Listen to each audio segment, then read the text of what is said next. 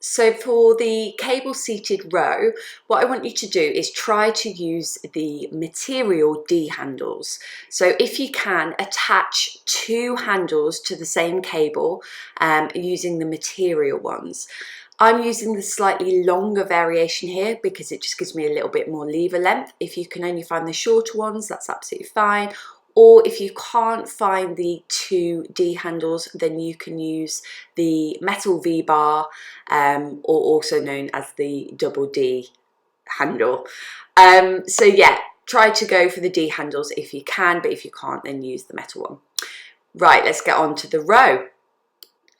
Okay, so when performing the seated cable row, what I actually want you to do is really try and keep your upper body and your whole upper midsection completely still. There is a real tendency here to kind of rock forward and backwards, and the thing about doing that is it will really just focus a lot of the exercise on your traps and not so much your lats. So if you can keep your whole upper half completely fixed and still, you're going to be using your lats way more. Now, when you are rowing, I want you to really focus on slowing down the eccentric portion. So this means this portion here, the time that your hands are moving away from your body, the lowering phase. Then when you row back, I want you to drive your elbows down and back towards your hips. So we're not thinking back mid-waist, we're thinking down and back towards your mid-hips. Your hips. I'm going to show you here what it looks like from behind. So I'm really focusing on that lowering phase, but I'm not letting my body rock forward as I do. I'm staying sat upright.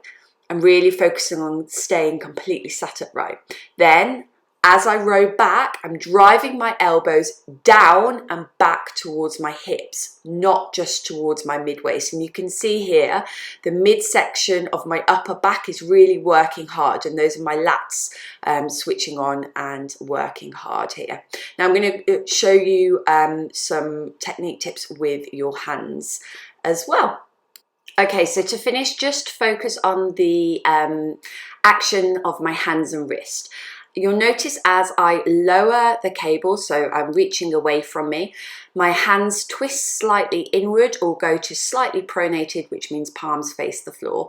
And then as I row back, my hands then come to that neutral grip. And what this is allowing is the slide and glide of the lat to actually work properly. Quite often muscles don't just work in a straight line, they need angles. So here you can really see I'm rotating my hands almost so that my palms are facing the floor, not completely, as I lower, and then as I row back, that's when I bring my hands to neutral, and that's what I want you to try here too.